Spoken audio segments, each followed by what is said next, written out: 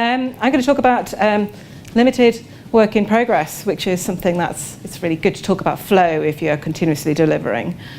But rather than just talking about it, because it get quite dull, even for only 5 or 10 minutes, I'm going to show you it. Rather, our 2 helpful volunteers are going to show you it. What they're going to show you is that there is more to the benefits of limiting the amount of work you're doing at the same time to the beyond context switching. We know about the distraction of switching from one task to another, but there are other things which we'll try and observe. So what's going to happen is Matthew is of the impression that if you start all your work at the same time, you'll get through it all the faster, and it's a much better way of getting through the stuff you need to do. You've got lots of work on there. I mean, look at that huge workload. It's going to be quite... Whereas Sarah believes that, if you do one task at a time, it might work out differently. So we're going to see who's right.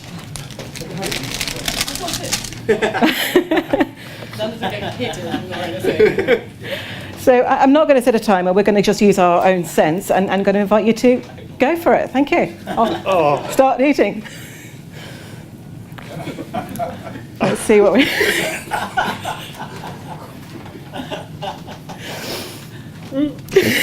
These are the small ones. Anyone counting? How are we doing here? You enjoying this? I'm very game volunteers. So one of them doesn't get blocked. That would be a challenge, wouldn't it? That would be an issue. I hope neither of them hiccups. Yeah. Well done. Well, Sarah's just about finished hers. Well done. A big round of applause for our volunteers. We'll let them recover a moment. Do you want to get a drink, Matthew? Have you got a drink to hand somewhere? Anyone want to reach Matthew a drink? I think might need a drink to wash this down with. So whilst they're recovering and getting a drink to wash down these lovely marshmallows, the thing we can notice about the time, one of the things we think about with is effects of work-wise.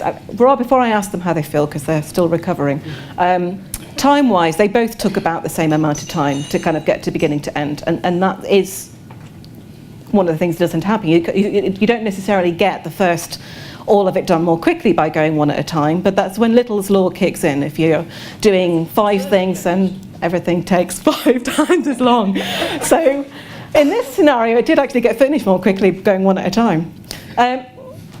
Time, other than time though, how did that feel? Sarah, how did that, you haven't got a mic, but how did that feel to you? It's fine. Fine? Yeah. Tasty? Enjoyable? Yeah. Yeah.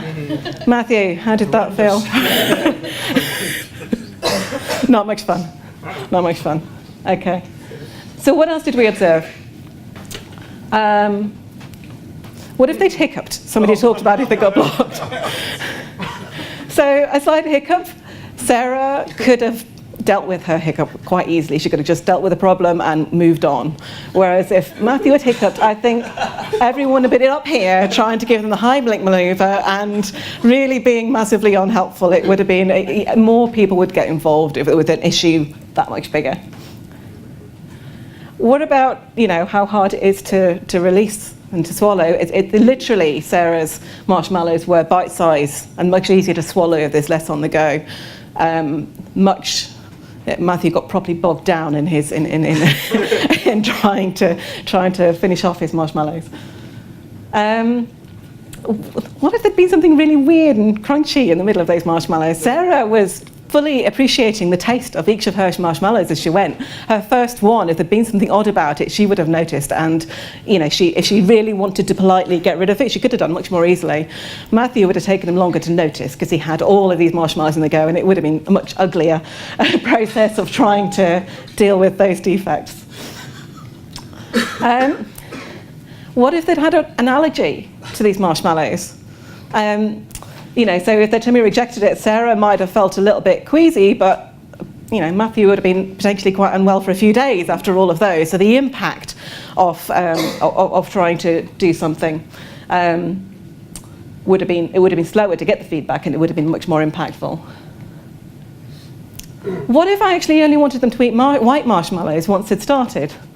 So Sarah, after one marshmallow, could have very quickly changed her priorities and focused on those white marshmallows, whereas Matthew would have been there for quite some time, finishing what he already had underway before he could then respond to that change in focus.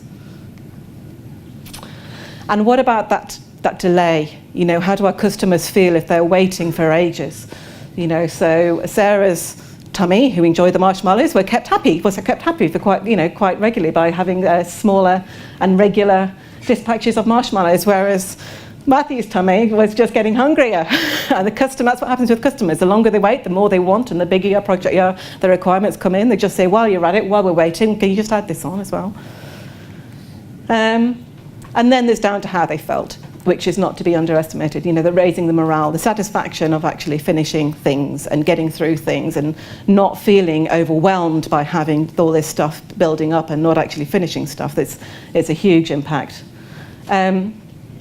Which leads us to the last point, which is also, most of the points so far have been about the impact of batch sizes, I guess. But the other part about your work in progress is not just the batch size, it's the way you're flowing through your work. So what if this had only been one step in your workflow and actually we needed marshmallows consumed faster than Sarah could one at a time? Well, more people could have joined in. I could have helped her. I could have picked up some of those marshmallows and got through them. Much harder to do if they're already in Matthew's mouth. So workflow improvements, much easier if it's not all in one go. And that's it. I'm hoping that that illustrated some of the points and the value of limiting your work in progress. And that's it. Thank you.